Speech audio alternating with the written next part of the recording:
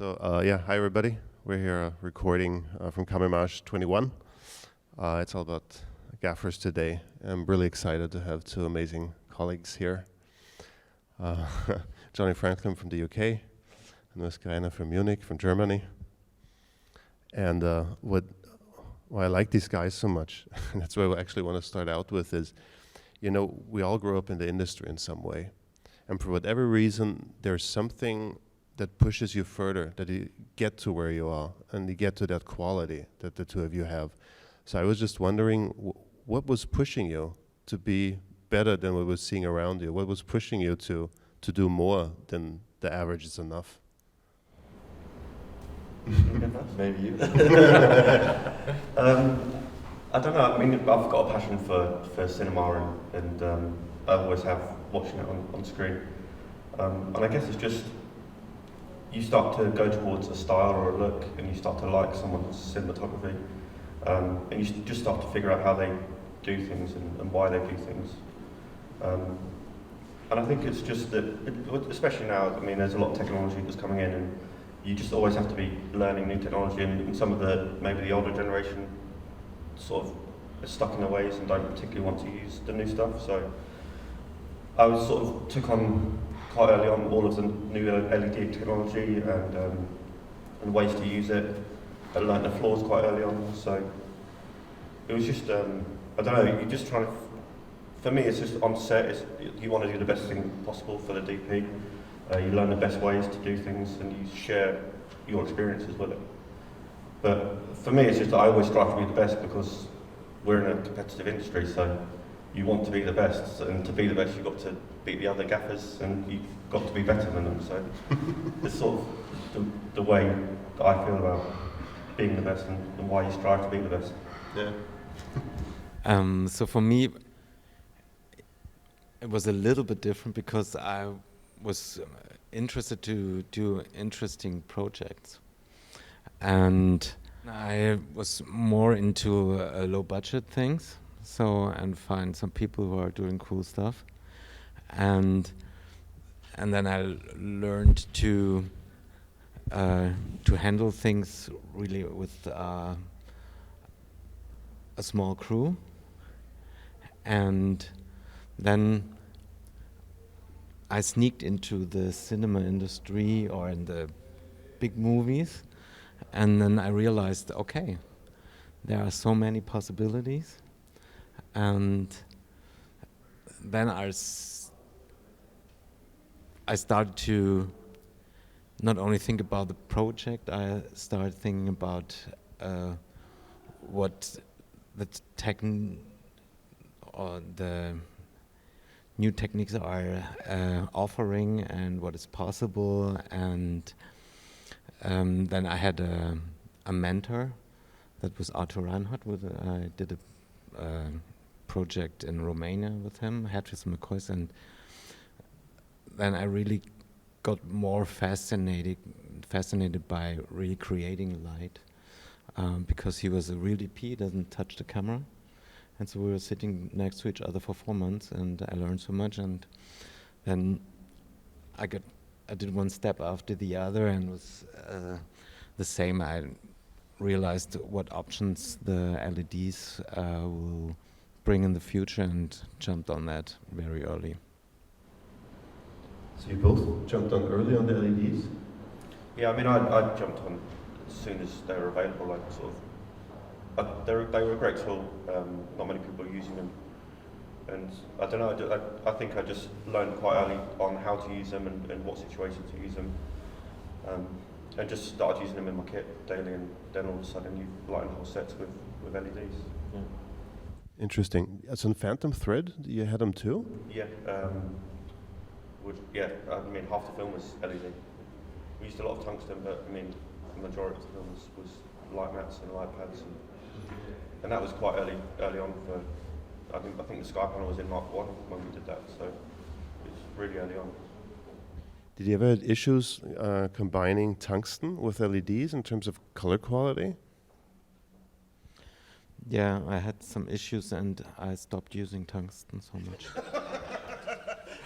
So if it's possible, right? It depends on the DP, but whenever I could prevent it, I did. So because I like the control, and I think it's much about the levels, you know. The light could all be on perfect place, but if the levels are not exactly perfect, so it don't look natural. And so, and to find the exact level, the LEDs offer them best opportunities. I think there's always disparity in every fixture you use. I mean, you can get colour differences in HMI lights that you use. So it was just, again, it's just like knowing when the LED might change colour or how it reacts with a tungsten light and set, and you just sort of react with that. And when it first started, it was sticking gels on the LED heads, which seemed a bit backwards, but that was the way around it. Yeah. So. And now I would say you can mix it, right? Yeah. So now it's not an issue anymore, or maybe it is, but it's more in the laboratory, I guess. But I think that skill set's always been in our skill set is figuring out why a light's doing a certain thing or why it's a certain colour, and then just reacting to that. Yeah, I mean, HMIs again, I mean, the amount of times we were putting magentas or plus greens on just to try and match them all to the same light, and they're all the same fixture, but the bulbs are maybe older than the other, and it depends on. There used to be a time when you were prepping that you would essentially lay out all of your lamps and you would turn them on one by one, you would colour them, and then basically write down on the back of the lamps what effects, what colours it needed. So I don't really think that LEDs has sort of changed in that sense anymore. They're getting better, but there's still a disparity between colours. And also with the HMIs, it's possible that they have a different colour in the morning and in the afternoon, you know, after like 8 hours of working, so they have a color shift, but everybody was used to it, so it was like, oh yeah, okay, in the afternoon we put some gel on. And with LEDs it took some time to accept that maybe there are some color issues.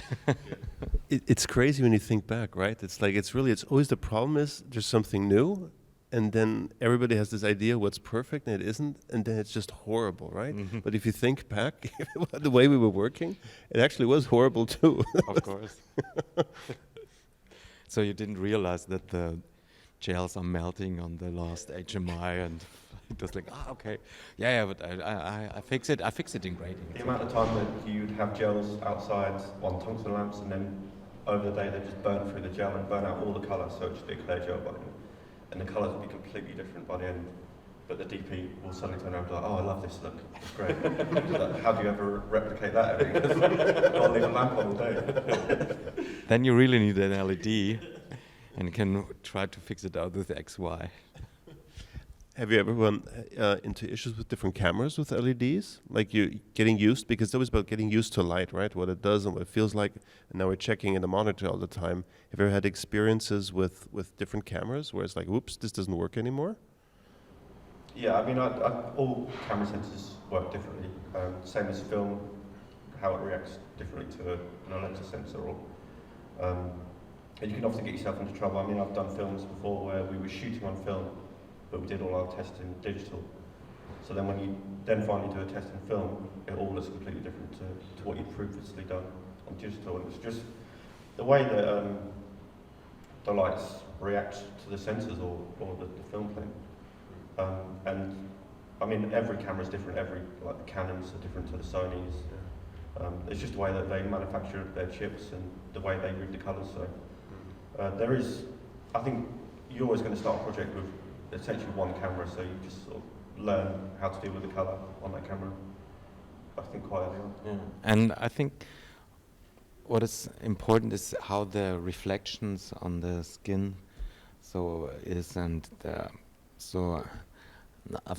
after my experience, there are some cameras where the reflections are a little bit not so easy to handle with, and others it's not a big issue. So this for me was it's the main point. I don't know. So the color, but you can't really say because normally you're not doing one light setup with two different cameras. So it's more. And especially now, I mean, our industry usually has a DIT on set, and so they're essentially grading it as we go and telling us if the colours are wrong or if the colours need changing. And so we often now work closely with them on set. We'll sit with them and a DP, and we'll sort of figure stuff out together. Yeah, and it depends on the DP how the LUT is done, and so you can't really say what's really happening on the sensor because you only see what's on the monitor. But there's I think, so Kino sort of released software where you can change the setting or the base setting of the sensor to the camera that you're using, which is fine for that one fixture, but it doesn't help if you've got a million fixtures on set. So if you're a one-man band, then it obviously helps. But I think it's just, you've got to sort of take everything on a whole and figure it out. And eventually, by the end of the film, you've worked it out. And normally you're mixing LEDs from different manufacturers. So, and because each one has its own benefit, so, and you, at that special situation, you're going to use that benefit or the other, so you have always a mixture of LEDs on the set as well, and they are behaving a little bit different too. So it's always a mix, and so in the end you have to see the image you have, and do you like it or don't, and then.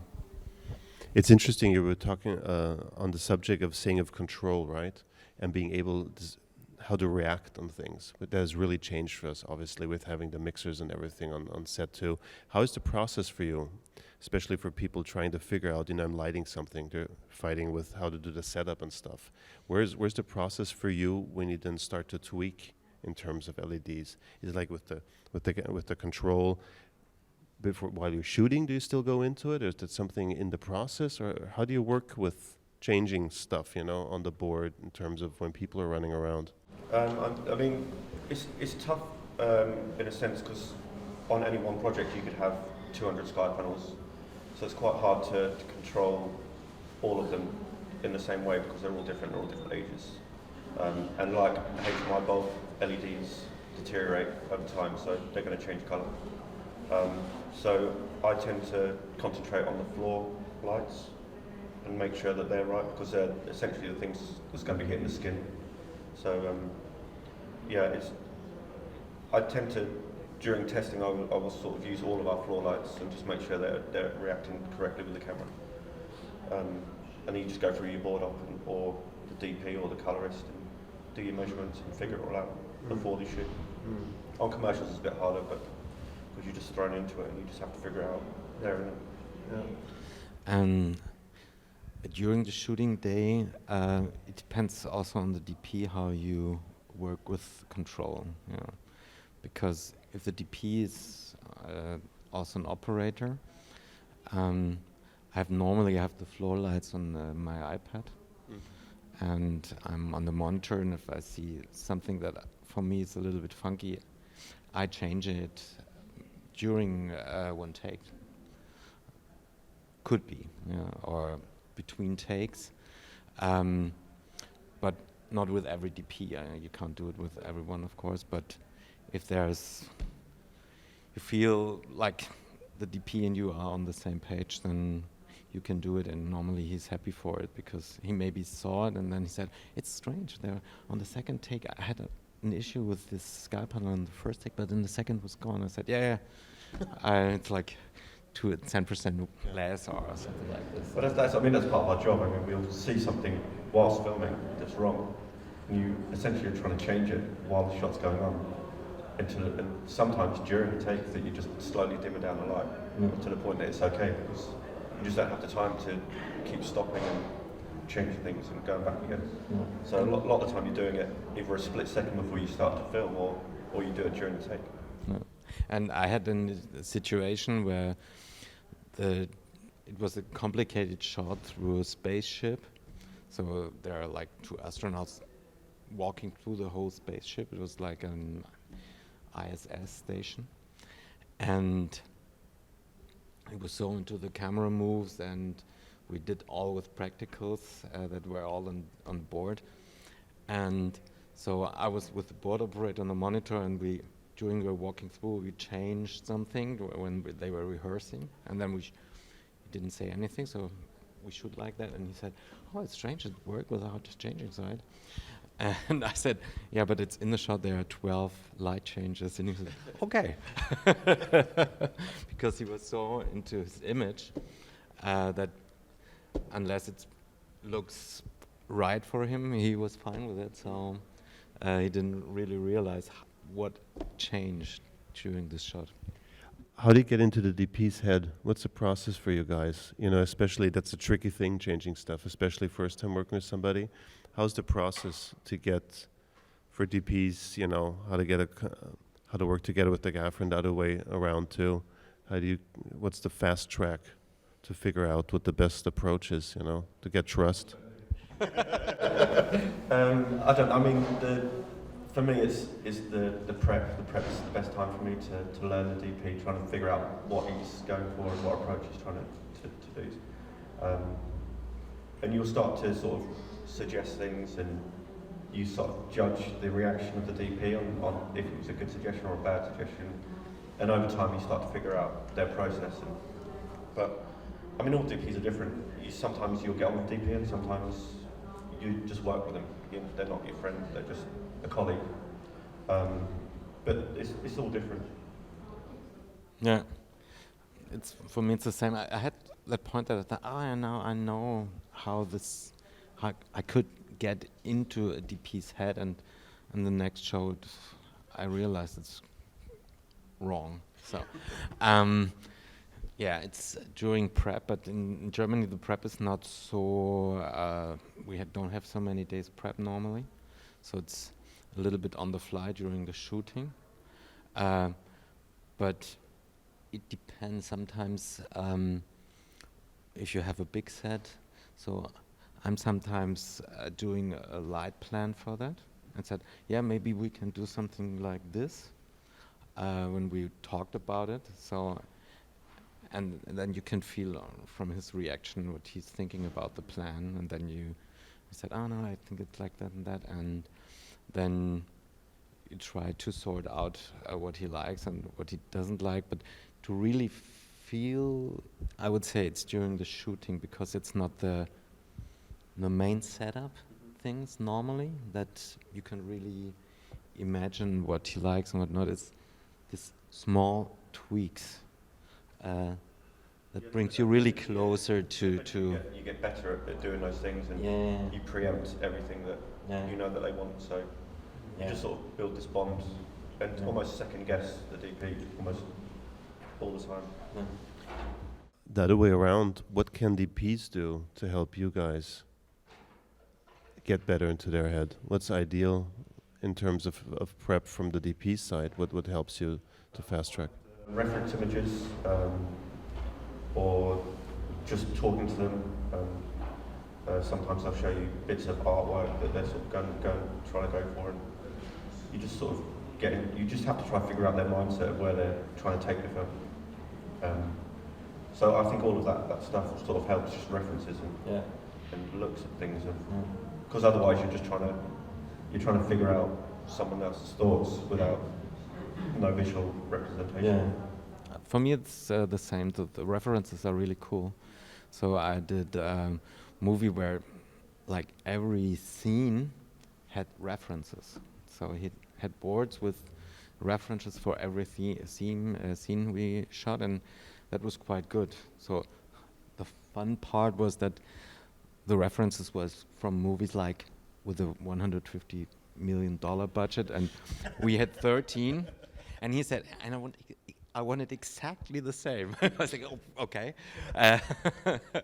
So we tried to get very close, as close as we could get, but that was the fun part. But the working part was good, I guess.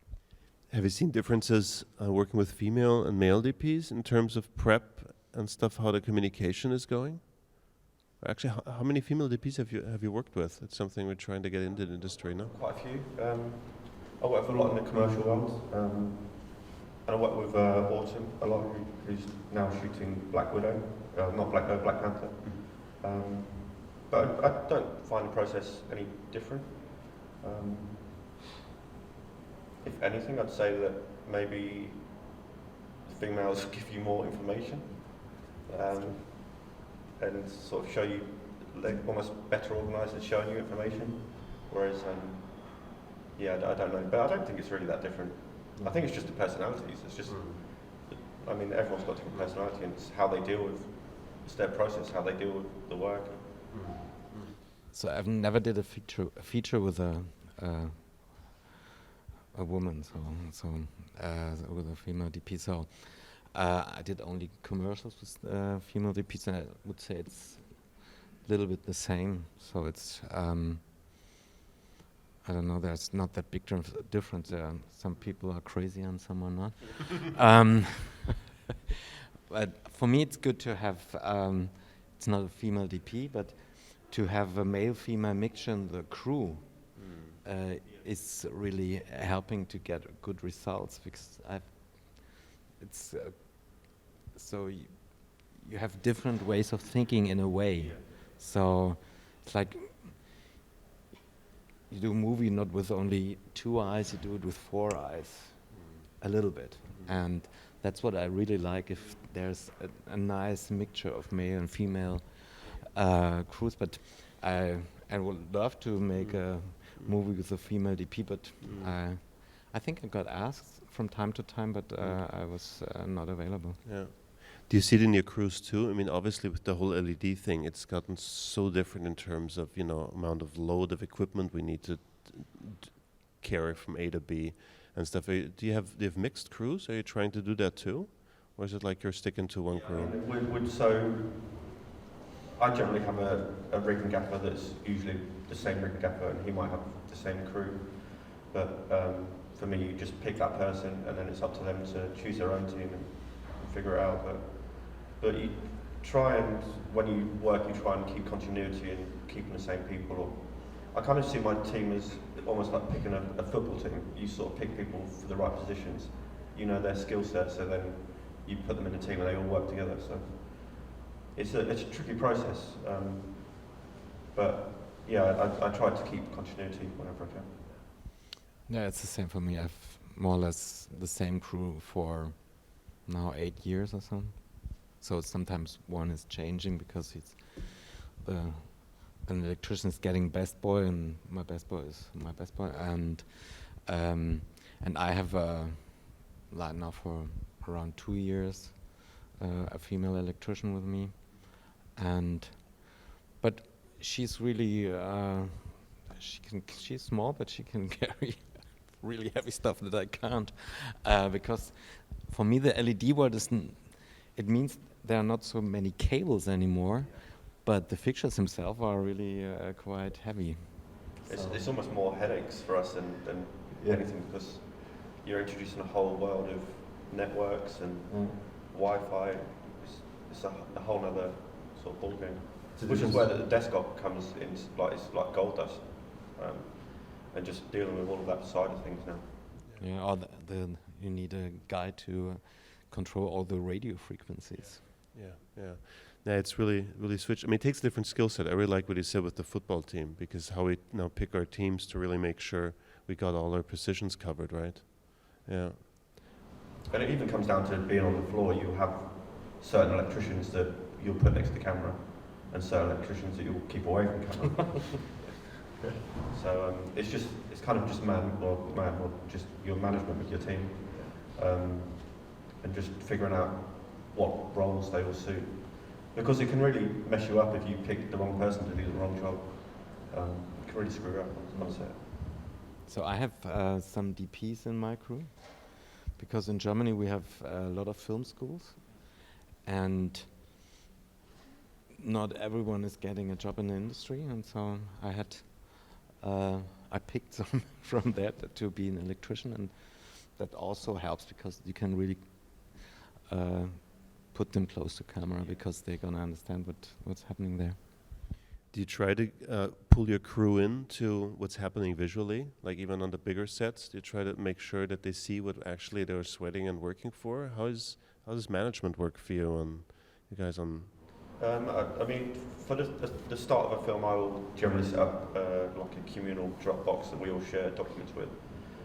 Usually I'll share reference images of the looks we're going for. I don't think half the time any of them look at it. Because, I mean, they don't care like the same way that a gaffer cares. You might find the odd electrician who's hoping to be a gaffer, they might show interest, but and the same with scripts. I don't think any of my team read the scripts. The only way to sort of pay them back is that they just see what's going on the screen. And sometimes when you're on big films, they'll maybe cut a trailer and they'll show the film crew the trailer just to sort of keep you motivated to show that you're making a good thing. Yeah. Yeah, I think it's for my crew, the floor plans, I guess, are the most interesting thing, so that they know what's coming from the working side. Yeah.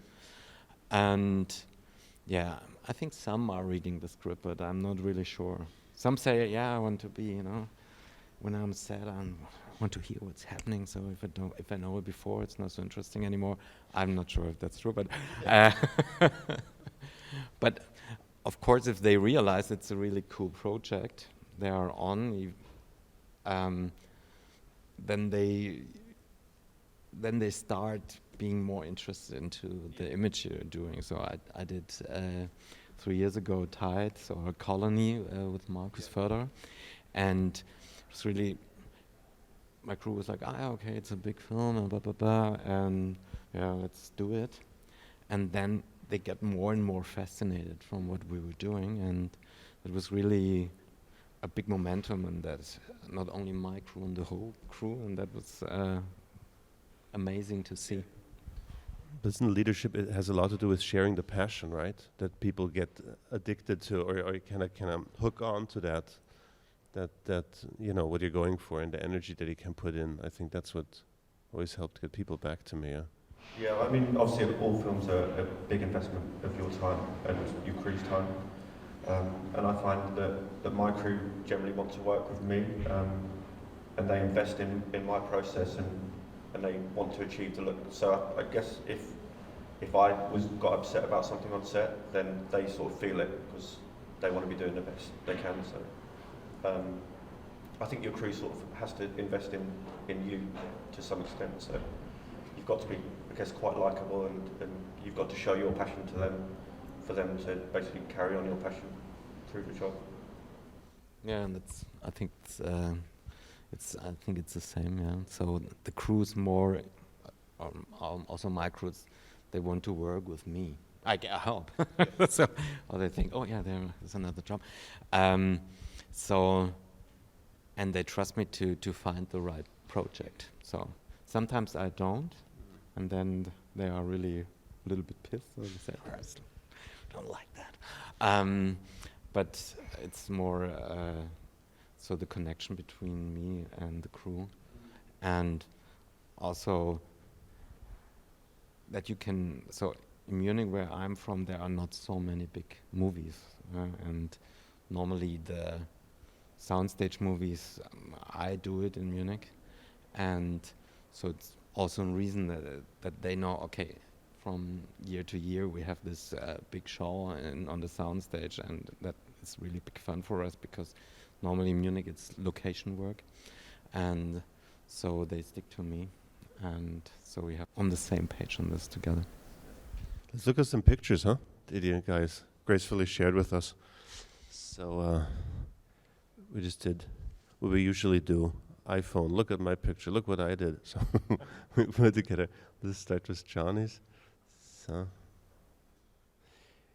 and just lead us through what, I can put the laptop here, look, and you can see what's going on. So, I mean, you often come to locations that are quite tricky, but this location in particular was a complete concrete ceiling, no windows. So, and it was a moonlight scene, and the DP wanted moonlight. So, it was trying to figure out a way of creating moonlight. So, we actually ended up using really thin 15mm rods, and they were actually car connectors to make a grid in the ceiling. clamped onto the swivel connectors. They usually build, when you place a camera on a car, they'll brace it off with that sort of stuff. Got it. Yeah. Just because we couldn't really do anything else, and then we put LED light mats on the ceiling. They basically made a huge softbox, but with under like 10 centimeters depth. So again, it's again problem solving. So we only had we had to light outside these buildings, but we only had a footprint that we were allowed to build scaffold of 4.5 feet. So we had to build a really shallow rig so that we could still have daylight outside. And so what we did is we did lines of sky panels, which were all on a moving truss, so that we could change the direction of the window just by jumping out on the scaffold and pulling it over. So it was in a sliding system, basically. Yeah. But it's just using the right tools for the job, because there was no way we would have got HMI soft enough in that amount of space, maybe without using reflectors or something similar. There just wasn't the space for us to do stuff. Which is where sort of LEDs sort of come into their own. When you make a big, soft panel, that's where they really come into their own. Yeah, but the cool thing is the sliding thing. To quickly go back and forth. Yeah, I mean, they're just sort of. You always have to start with your base. Our job is mainly just setting up the levels of a room, or you set the base levels. Even in the studio, you set everything how you feel it should be, and then the DP will come in and tweak. So it's sort of giving the options, and I always feel that generally you need room ambient. So whether that's a softbox from above or something, you always usually need something just to get you out of trouble. I was talking with Uwe about this yesterday. I found this really interesting, is how much percentage of the lighting we do, but where then the magic happens in that last percentage. Like you're saying, you basically light it and then the DP come in to tweak. Is that the way you guys see your job? I think so, yeah. I mean, we have their vision, which is the whole learning their vision. You have their vision, so I think if 3 weeks, 4 weeks into a shoot, you could figure out what the DP wants. You could essentially light the whole set for them. But obviously, it's their touches that sort of make it special. Yeah, I think it's. I think you have to be able to create 90% of the DP's vision by yourself. But it's the last 10% that's the decision maker, right? So you're on set and DP's not there, and you look at it and think, yeah, that's looks good, I guess, or you like it, or sometimes you think, yeah, it's okay, but maybe it's not on the point. And then he's coming in and it's his responsibility to create the last 10%. So to make the image a magic image. If he's not able to do it, sometimes he's not able because he has no idea too, and at that special moment. So then, if he's smart, he stops and said, okay, we have to think about it. If he's not super smart, he's just shooting. Or sometimes you have to shoot for some reason. And I think that decides if he's really good in his profession or he's just one of 1,000 DPs. So they are responsible for the magic 10%. I think that's really the false ego I've seen with colleagues, that they think that they're 90%, they're doing the lighting, and it's them and the little tweaks, because they don't see actually what happens. What he's saying, that magic in the last 10%, that actually what we're here for, to provide that, to make that possible. No? Yeah, and I think you just think how much the DP actually has to do on a film and the responsibilities they have. If we were to go into a stage that we hadn't sort of pre-lit or got the levels right, it would just not only be chaos for us and hard work for us, but it would just be a nightmare for them, because they're coming into a set where they can't really see what's going on apart from having loads of lights everywhere. If you don't sort of start with their vision, then it can just cause chaos. I think that's the core thing, that we have to get the vision, we have to understand what the vision is, and I think that's a huge responsibility from the DPs to be able to actually communicate that. Otherwise, we're lost. Yeah. Yeah. Yeah, these are all just sort of basic setups, but just different versions of. I think these are mold beams going into Windows. Just sort of the different setups we have to do and the different ways that we have to achieve things. So these are quite cool. This is on a film we did, which is actually coming out I think this week. It's A Boy Called Christmas, and we had a really low ceiling classroom. It was super dark in there. They needed a lot of stock, and we basically had to figure out a way of giving them light. So we ended up making all of these LED fixtures that we could hide. If the camera was facing that way, they'd be on the opposite side of the joist, so they'd all be hidden, but there'd be light in the room. And then when the camera turned around, we just unscrew them, screw them into the other side. So they were really versatile. But again, it's just adapting to try and problem solve an issue that's only our issue. It's no one else's. We've just got to figure it out. That's a really nice solution. Yeah. That's the same thing, right? Just Yeah, so the camera's down on that end, so when it's looking this way, can't see any of the lights.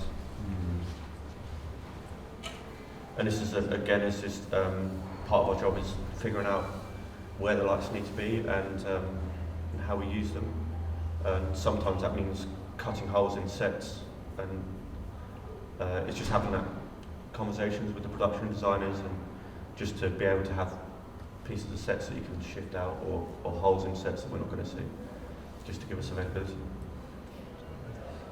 This is, I don't know if you feel the same, but this is the scariest part of my job is to have sunspots, which is obviously different in the States because they have a whole team dedicated to it, but we're sort of doing everything at once. And yeah, this is a big responsibility to have. That was a 60 by 40 foot diffusion above set, above all the actors, above all the set. And if it gets windy, then it starts seeing it flop around. It's not fun. Yeah. No. It's not fast enough to get it done. No. And you just have to, sometimes you just have to yell out to clear the set because you think it's going to be too windy and you have to bring it all down. And that's another responsibility on us as well, is figuring out when things are unsafe and having that confidence to say this is unsafe, I'm bringing it down, even if it means that you're going to stop the whole shoot to do so. Yeah, it's the big step to say, okay, now that's the point that we stop. Yeah.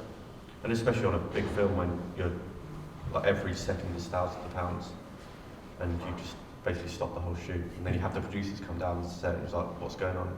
Yeah. And you just have to explain yourself and be confident about why you've done it and what you've done. Yeah, it's the same thing.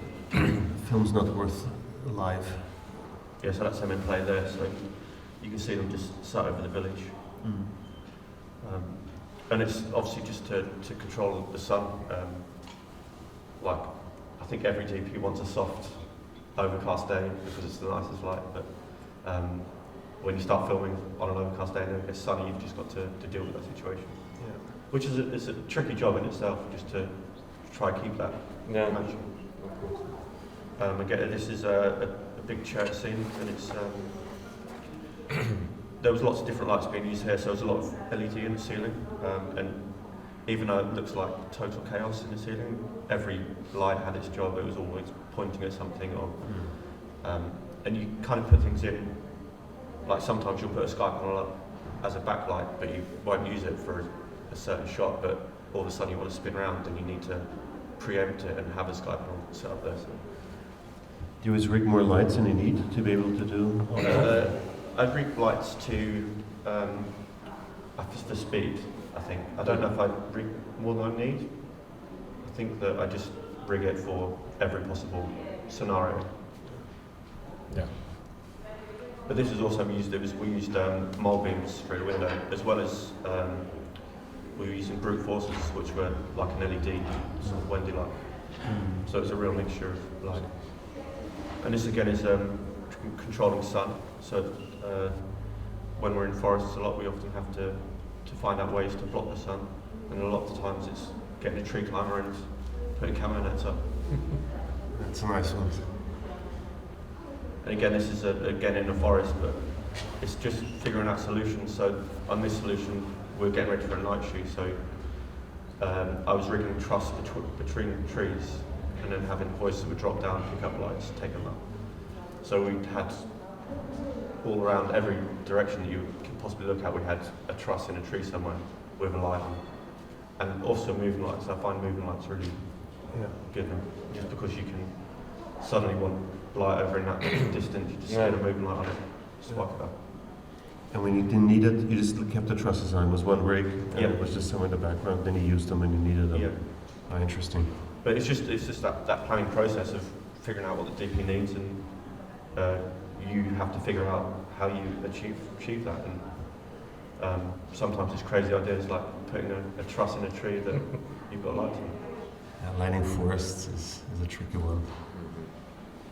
Oh, so this is this was quite a funny effect. This is when the DP wanted a sunset or an afternoon sun in the background of shot, but we were deep in the forest, so there was no possible sun anywhere.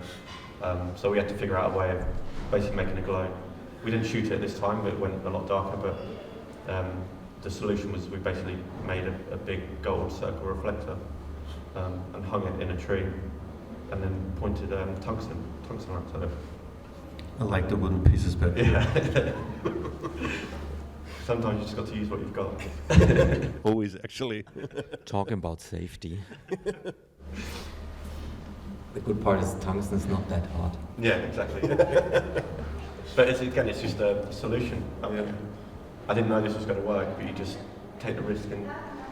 You can try it. Yeah. I think in such situations you have to tell the DP, we try something. Yeah. If you like it, it's fine. If not, then it's like it is. Yeah. There's no plan. He should know that you have an idea where you're not sure about that it's working. Yeah. Yeah, I think the honesty part is a big one. Yeah. To really say, this is what we're doing, and this is if it doesn't work, we're going to do it like this now.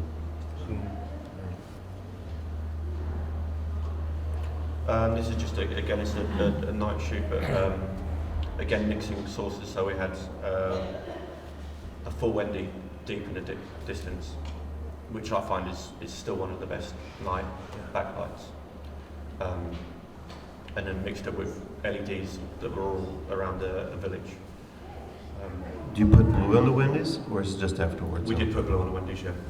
And then I think we set the sky panels to like 5,000 or something similar. But we were shooting on the Lecter 65 and it was quite new at the time, and the cameraman wanted a stop of 5.6. So we were lighting all of our night shoots to like 5.6, just insane. So the amount of light level we had was bonkers. I mean, it looked that bright when you walked into the set. Wow. Everywhere. Wow. The opposite from my shooting with Marcus and Colony. Yeah. Because we had the studio set, and so one producer was walking in and said, "Wow, that's a wonderful light setup." And I said, "No, it's steady." It's interesting sometimes. I felt that actresses and actors get really not uncomfortable. It's something strange if the light level is so low and it needs to feel like day. That there's also the mood we create in the room for everybody to work in. That was in the beginning. When, like, you didn't have any light. Yeah, but it's also the opposite. You know, if it's too bright, I guess for the actors it's hard to feel nighty-ish or something. Yeah. This is something I like to do quite regularly, and it's really cheap to do. Is we just get sheets of Corex, which is like the thin plastic sheets, like and we just put LED ribbon on them, and we then would generally belly some diffusion underneath, but you just stick them onto the ceiling in a location, and then all of a sudden you've got a soft ambient light. And you mix them with the practicals. Exactly, yeah. So you know, But I just find it a really sort of cheap, ineffective way of just like throwing a light up on the ceiling. We sort of do this quite a lot, especially in small locations where you can't really rig anything. No. And the solution is only to tape something. Yeah. So as I feel that the bigger the setups they get, for a lot of times you think, well, you need to know so much, and it's incredible. Yes, you do. The tricky stuff is the small stuff, the smaller location, the less space. That's where you really find out what you're made of. Yeah. The last fixture to fix. Yeah. Okay, it's perfect stuff. Just need to learn. Yeah. Okay. But it's also, I mean, the process of that was just working on smaller films where you had no budget. Yeah. So you have to figure out how to light things with no budget. Yeah. But then you still use them on multi-million-pound films. Mhm. Again, it's the same process of pushing light from the windows the same direction as the windows, but using LED pads. So we created a whole grid in the ceiling and hung multiple light pads. And then we're controlling the windows by, but you can see one of the guys there placing, they were ND sheets. So we'd have different thicknesses of ND sheet, and they'd place them in the window and then take them out if didn't need them. But again, it's just like, that was shot on film, so it's just balancing, knowing your exposures and Yeah. your highs and your lows, Yeah. and sort of doing all the calculations on set. Mhm. And also speed. I mean, Yeah. you could ND windows, and you might pick the wrong ND. It might suddenly get really cloudy, and then all of a sudden you've stapled on sheets of ND, and then you've got to pull it all off and redo it. It's just that time process. So. But then again, like using acrylic sheets is really expensive. Yeah. But there again, it helps so much to have that on control, what's happening inside, because Yeah. you can balance with the outside, and if everybody feels comfortable opening up the f-stop, it just really helps. No? Yeah. This is sort of, I guess, organised chaos. But this was bouncing lights for just a daylight push. And but basically there was a white, I'm stood against the white It's a side. nice joke for the vortex. Yeah. Mm-hmm. There's just like adapting things to make it what you Yeah. want. Yeah, on that solution, I basically we manufactured a frame that could hold 4 vortexes, Yeah. which was good, and it's really punchy. You Yeah. can't have it outside, so. Yeah. This was another film we just shot with Rob Hardy, and it was the whole film was based on floodlights coming on and off. So we had to have a good big broad source. So we were rigging vortexes basically above the house to act as though they were the floodlights. They kind of played a bit of a role. They were sort of almost part of the film, almost a character. And the box was for the moonlight, just for some ambient glow. Yeah, and that could always change. I mean, depending on what mood we wanted to go for. And sometimes we'd half the box would be tungsten and half would be daylight, just because some TVs get the quirkiness where they think that just the difference in the box would create something different on the floor, and it kind of does. It mixes differently on the floor, but yeah, just depends on the TV you work with. This was being put in a situation where we weren't allowed to use tungsten lights, and just mainly because of the church windows and melting the lead, and also HMIs, they just wrote off HMIs. So we had to come up with a solution of lighting, which were using the LED versions of brute light. Mm-hmm. Mm-hmm. Yeah, that was on my last movie. It was it's a location movie, and that is funny because we more or less tested 2 different fixtures. So on the first windows, that's are RE brick locks, and on the third it's 2 vortex, and it looks like the vortex a little bit brighter, but I guess the brick locks were a little bit dimmed down. So, but it's just a situation where you want to look out of the window, and we had this telescopic forklift too. You couldn't watch like 90 degrees, but like this and that. So it was just about new LED fixtures. So it's brick locks and vortex. So that's often a thing as well. Is that generally the director and DP always want to look out the window, So you've got to rig it in a way that they can still do that, Yeah. but also give them the light that they want, which is usually straight through the window. But We have some good examples actually what we did to do that. That's it's also location, and this is our CRLS reflectors.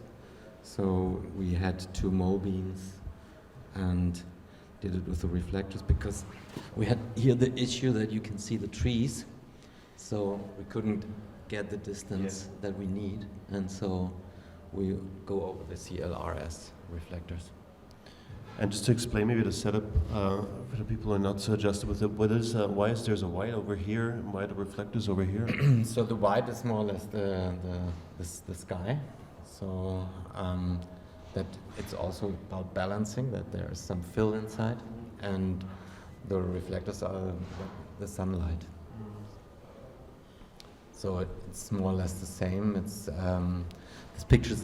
These are ACLS, aircraft landing lights, and also we have here this sky to make some fill into this shop, and then the ACLs are a little bit like Wendy's, but they have even more punch, and so but you need really some distance, and then you can create nice sunlight in interior. Yeah. So you can also use it on a cherry pick at night. So if you do you often find that you use tungsten for sunlight over daylight? From time to time. So it really depends on the DP. This DP really likes tungsten. And for me, so because it's all about speed, and tungsten means a lot of cables and a lot of logistic, and also with the ACLs you have to dim them to 10% to heat them up, and then you can slowly go up, not to burn the bulbs, and so these are all things that makes a little bit more slowly. So I prefer lights that are easier to rig and easier to handle. So this is also a solution to get some fill interior. So we have this, it's like a Lico. Yeah. And so we make something like an eyebrow. So I often use this trick as well, is sort of just to have a source 4 on set. Exactly. Cut into a wall, and then you've got this perfectly shaped light on the wall. It just bounces back. It's such a great tool. And it's cool if it's bi-color. Yeah. So you can really control it to the color you need from so balancing to the outside. It's such an easy, fast way to do it too. It takes no time. Yeah, exactly. Yeah. And it's super controllable. Just by panning around the Lico, you get more or less. You cannot do a fall off. It's just really intuitive, no? Or you can open it, so it's also hitting the ceiling. So it's just.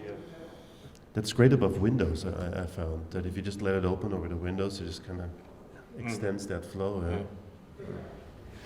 And this is the CRLS setup as well.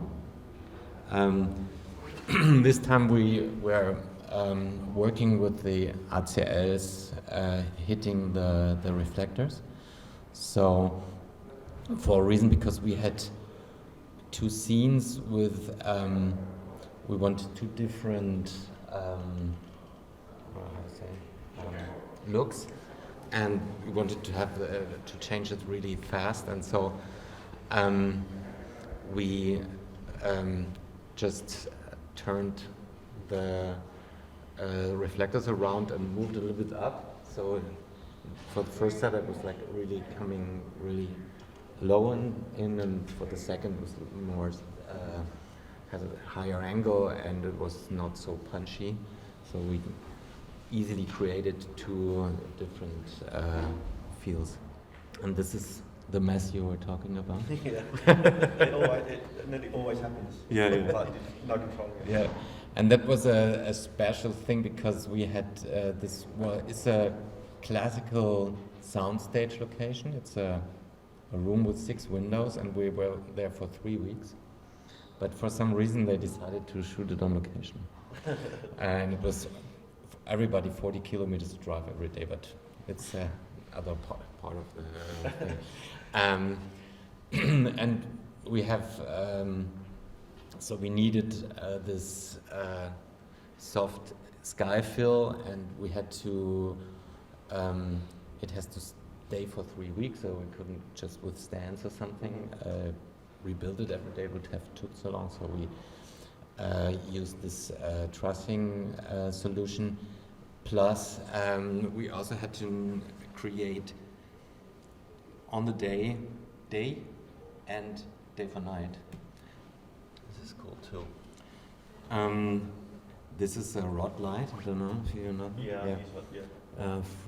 It's like a tube. It's a 5-meter tube. It's 40 centimeters high, and we had the problem in there that, as you can see, we were not allowed to do anything with these walls because it's an old house and an old painting, and so we had to move it and to pan it and to tilt it, and so we built a rope construction to move it back and forth so that we can put it on the position that we needed. And this is an example. We had in a soundstage a big sky on the ceiling, and so we had a bunch of sky panels, and you can see that you can, if you decide, okay, we just turn on the lamps behind the wall, so the wall keeps low, but they still have a little backlight, so you just can create something on this.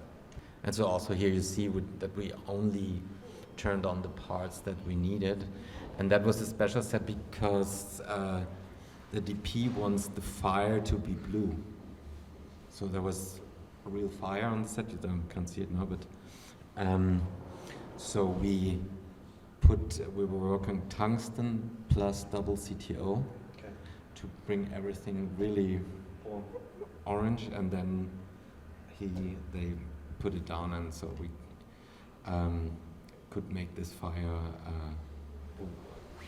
bluish or white. So you can see how the fire looks like then, and this is the result of the last shot. So it's, as you can imagine, it's more or less all SFX or the most.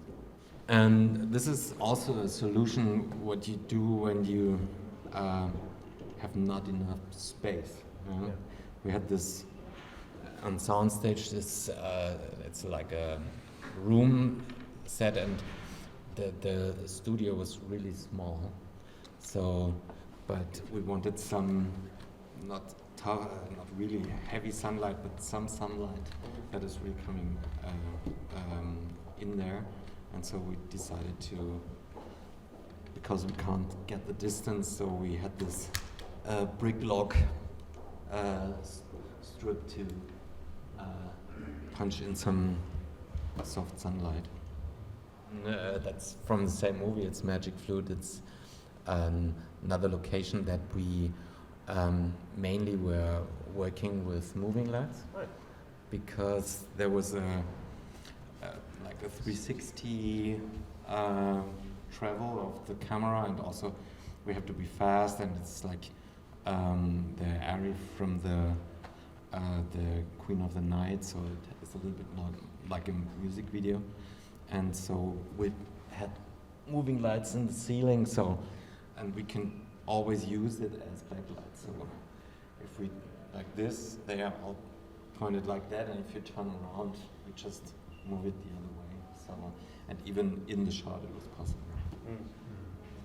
And this is 100K soft sun. So if you need or we had a big sound stage and need like sun there, and of course they have a big set, and the studio is not as big as you should have it.